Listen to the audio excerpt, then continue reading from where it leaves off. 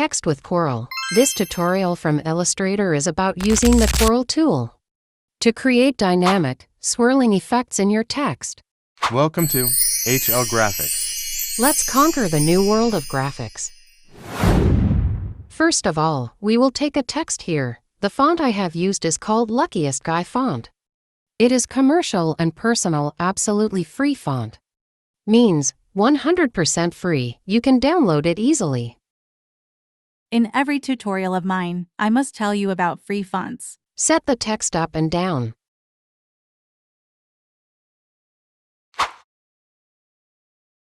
Create outlines for all text. Ungroup all. Right-click the Twirl tool with the mouse. A box will open in front of you. There will be some settings in which the up brush will set the length and width. You check its setting and you will also set it in the same way. We will then apply it over the text. Okay. With the help of this tool, you can make a lot of changes in the text and create a beauty. Go ahead and apply this tool as you like. Thank you very much for watching my video. Keep watching and I will continue to make videos for you.